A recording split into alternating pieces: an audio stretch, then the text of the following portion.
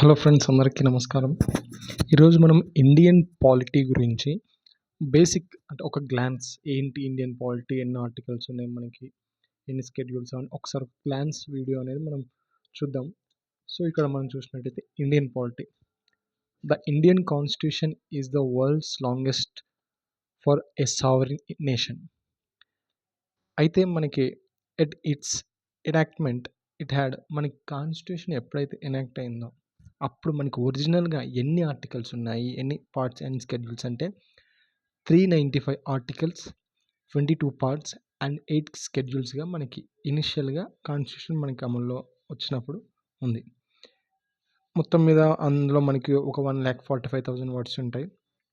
అయితే India and Indian constitution అనేది second longest active constitution. అంటే ప్రజెంట్ ఫాలో అవుతున్న కాన్స్టిట్యూషన్స్లో ఇండియన్ కాన్స్టిట్యూషన్ అనేది సెకండ్ లాంగెస్ట్ యాక్టివ్ కాన్స్టిట్యూషన్. అయితే ఫస్ట్ ఏంటి అంటే ఫస్ట్ వన్ వచ్చేసి Alabama is the first longest constitution in the world. So Alabama.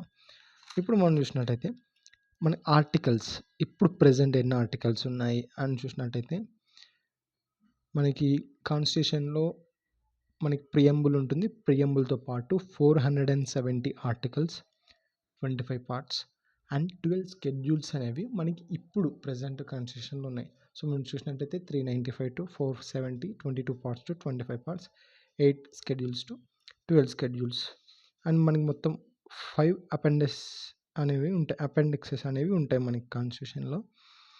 So till now ఇప్పటి వరకు మన ఇండియన్ కాన్స్టిట్యూషన్లో ఎన్ని అమెండ్మెంట్స్ అయినాయి, ఎన్ని నెంబర్ ఆఫ్ అమెండ్మెంట్స్ జరిగాయి అంటే 106 టైమ్స్ అమెండ్మెంట్స్ అనేవి జరిగింది. సో లాస్ట్ రీసెంట్ మనం చూసినట్టయితే 106th అమెండ్మెంట్ 28 సెప్టెంబర్ 2023 మనకు జరిగింది.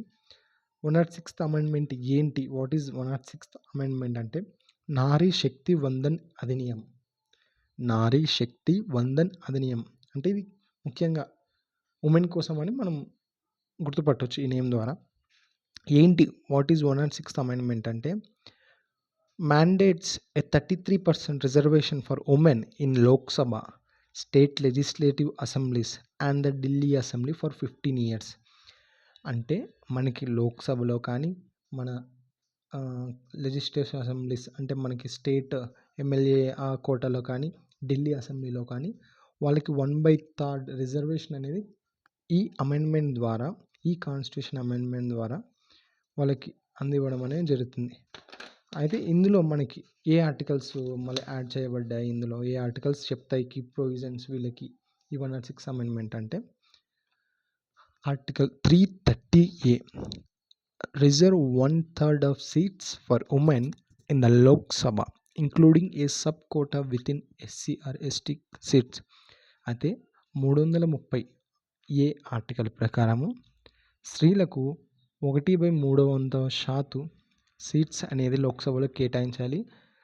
అట్లాగే అంటే దాంతోపాటు ఇంక్లూడింగ్ అంటే కలుపుకొని ఏ విధంగా SC ST కోటాలో మళ్ళీ సపరేట్ 33% రిజర్వేషన్ అనేది ఇవ్వాలి సపరేట్గా అందులో అని చెప్పేసి ఈ విధంగా ఉంది.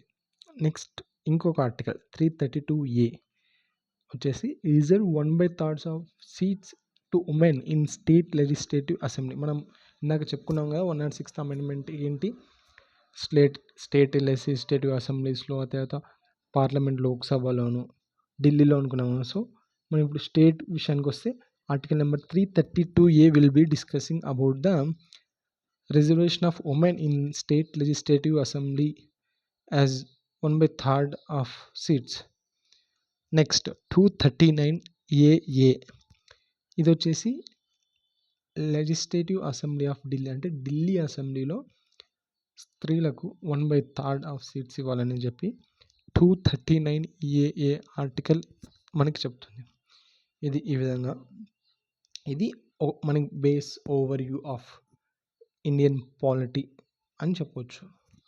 Thank you. మీకు వీడియో నచ్చితే లైక్ చేయండి, షేర్ చేయండి. ఫర్దర్గా పాసిబుల్ అయితే నేను మళ్ళీ వీడియోస్ పోస్ట్ చేస్తాను. Thank you.